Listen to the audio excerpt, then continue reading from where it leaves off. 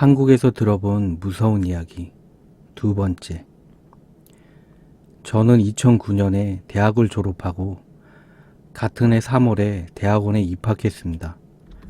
그런데 제가 다니던 학교의 대학원이 아니라서 새로 방을 구해야 될 판이었습니다. 근데 공교롭게도 제 동생이 다니던 학교의 대학원으로 진학하게 된 거죠. 제 동생은 학교 앞에서 자취를 하고 있었거든요. 그래서 방학인 2월부터 동생 집에서 같이 살기 시작했습니다. 그런데 2월은 공포의 달이잖아요. 왜 공포의 달이냐 하면 성적표가 집으로 날아가는 달이죠. 성적표에다가 양도성 예금 증서를 온통 깔아놓은 제 동생은 결국 집으로 소환되었습니다. 나이 24살 먹고 부모님 앞에서 공부를 하는 신세가 되었죠. 저는 동생이랑 같이 사는 것도 즐거웠지만 혼자 사는 것도 나쁘지 않잖아요. 저는 그렇게 다시 혼자 자취를 하게 되었습니다. 당시 1학년이어서 매일 늦게까지 놀고 술 마시고 집에는 늦게 들어와서 새벽 늦게까지 미국 드라마를 보는 등 의미 없는 날들을 보내고 있었습니다. 그러다가 한날은 슈퍼내추럴이라는 미드를 보고 있는데 문 밖에서 가볍게 쇠를 긁는 소리가 나는 겁니다.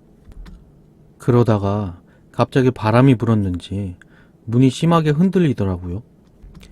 그때만 생각하면 그렇지 않아도 새벽에 무서운 거 보고 있는데 갑자기 바람이라니 심장 판막이 오그라들었습니다. 그런데 다음날에도 같은 시각에 문이 심하게 흔들리는 겁니다. 저는 무슨 바람이 이렇게 심하게 부나라고 생각하고 말았죠. 그런데 그 문소리가 일정한 시간에서만 나는 겁니다. 이상하잖아요. 그래서 다음날은 볼륨을 줄여놓고 그 소리를 기다리고 있었습니다. 매일 그 소리가 들려오는 시간인 새벽 3시쯤이 됐을까? 여자의 하이힐 소리가 들리는 겁니다. 제가 사는 집이 1층이라서 방 숫자가 적기 때문에 옆집 여학생이라는 걸 알 수 있었습니다. 방이 3개였는데 하나는 제 방이고 하나는 옆집, 맞은편에 한 방은 비어 있었거든요. 술 마시고 늦게 들어오는 날이면 가끔 마주치곤 했는데 어디서 아르바이트를 하는지 매일 늦게 들어오더라고요. 그런데 그 하이힐 소리가 옆집으로 들어간 지 얼마쯤 됐을까요? 가볍게 쇠 긁는 소리가 났습니다. 그리고 덜컹거리는 소리도 나더라고요. 저는 그제서야 눈치를 챘습니다.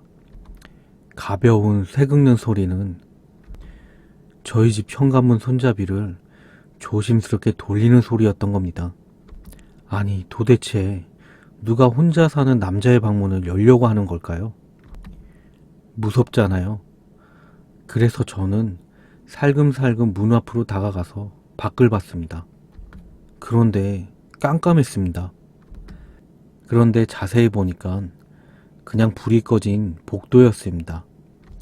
보통 원룸 복도의 등은 센서식이잖아요. 그래서 조금만 움직임이라도 있으면 불이 켜져야 되는데 복도는 깜깜했습니다. 저는 뭐야, 바람인가? 라고 생각하는 순간 끼익 하면서 조심스럽게 문 손잡이가 돌아가는 겁니다. 이런 미친 녀석이 몸 다른 곳은 미동도 않은 채 문 손잡이를 조용히 돌리고 있더라고요. 이런 상황에서 안 놀랄 사람이 있을까요? 제 눈앞에서 컴퓨터 모니터에 희미한 빛을 받은 문 손잡이가 조금씩 돌아가고 있었습니다. 근데 그때 깍 하고 이런 나이스 타이밍에 슈퍼 뇌출혈 같으니라고 제가 뇌출혈로 사망할 뻔했네요. 미국 드라마에서 갑자기 비명소리가 터져 나오는 겁니다. 현관문을 들어서자마자 부엌이 있고 부엌이랑 방 사이에는 이중창이 있는데 평소에는 그걸 닫고 자다가 제가 급하게 현관문을 확인하는 바람에 그 문을 안 닫은 겁니다. 근데 그 비명소리가 밖에도 들렸는지 갑자기 돌아가던 문 손잡이가 멈추더니 쾅쾅거리며 밖에 있던 그 사람인지 뭔지 모르겠는 그게 문을 미친 듯이 잡아당기면서 발로 차더라고요. 그런데 그래도 궁금하잖아요. 그래서 현관문 구멍을 통해서 밖을 봤는데 어떤 나이 많은 아저씨가 눈을 뒤집고는 제 방문을 발로 차고 있는 겁니다. 뭐 무섭기도 했지만 귀신보단 낫잖아요? 아닌가? 그래서 저는 그냥 경찰에 신고하고 샤시를 닫고 자버렸습니다. 근데 그게 하루 이틀 지속되는 게 아니니까 참기가 힘들더라고요. 그래서 계약 기간이 만료되자마자 이사를 결심했습니다. 학교에서는 좀 멀지만 좀 조용한 곳으로 말이죠. 원래 살던 데에는 술집이 많아서 그냥 취객으로만 생각했었거든요. 일본 이야기처럼 고양이 발이 잘려서 집 앞에 놓여있는 그런 드라마틱한 일이 일어나질 않았으니 경찰에 신고하기도 뭐하고요. 그리고 1층이라서 새벽에 화장실 빌리러 오는 사람들도 많았습니다. 그런 사람들 일일이 신고할 수는 없잖아요. 그런데 이사 가는 날 문 열어놓고 이삿짐을 챙기고 있다 보니까 옆집 여학생이 저에게 다가오는 겁니다. 그 여학생이 저에게 오더니 이사 가냐고 묻더라고요. 그래서 그렇다고 하니까 자기도 제가 이사 가는 다음 날에 이사를 간대요.